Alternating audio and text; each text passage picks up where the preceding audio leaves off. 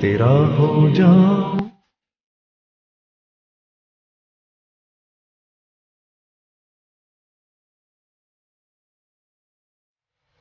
ونصلی علی رسولہ الکریم اما بعد.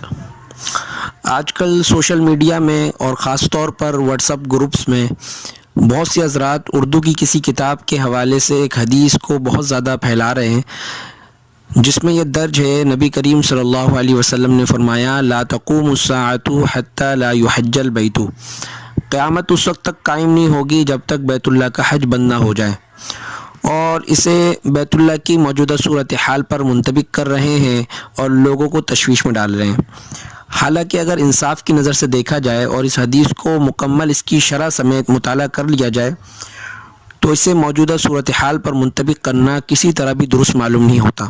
اس کی پہلی وجہ تو یہ ہے کہ اس حدیث میں حج کی بندش کا ذکر ہے، جبکہ سعودی حکومت نے صرف مطاف میں کچھ وقت کے لیے طواف پر پابندی لگائی ہے، حج پر پابندی نہیں لگائی، اور جبکہ فرسٹ فلور سے ابھی بھی طواف جاری ہے.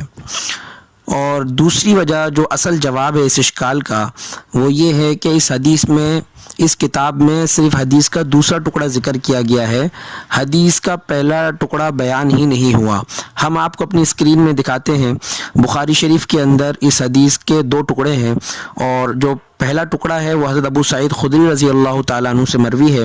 اس میں اللہ کے نبی فرماتے ہیں لَيُحَجَّنَّ الْبَيْتُ وَلَيُعْتَمَرَنَّ بَعْدَ خُرُوجِ یاجوج وماجوج، کہ یاجوج ماجوج کے نکلنے کے بعد بھی حج اور عمرہ ہوتا رہے گا.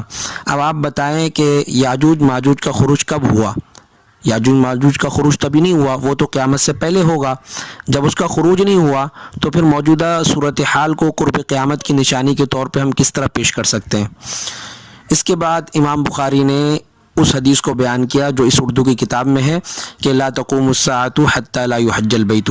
لیکن اس حدیث کے بیان کرنے کے بعد پھر امام بخاری خود ہی دونوں حدیثوں کے درمیان فیصلہ سناتے ہوئے کہتے ہیں والاول اکثر، پہلی حدیث کو زیادہ راویوں نے بیان کیا، زیادہ علماء نے اسے قبول کیا کہ قیامت تک، قیامت کے قریب تک یاجوج ماجوج کے نکلنے کے بعد بھی حج اور عمرہ ہوتا رہے گا.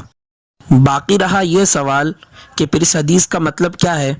تو اس حدیث کا مطلب یہ ہے کہ جب تک لوگوں میں دوسری نیکیاں باقی رہیں گی تو لوگ بیت اللہ کا حج اور عمرہ بھی کرتے رہیں گے، اور جب قیامت سے پہلے لوگ دوسری نیکیاں کرنا چھوڑ دیں گے تو بیت اللہ کا حج اور عمرہ بھی چھوڑ دیں گے، اور جب بیت اللہ کا حج اور عمرہ بھی چھوڑ دیں گے تو قیامت کی تمام نشانیاں پوری ہو جائیں گی اور پھر قیامت قائم ہو جائے گی.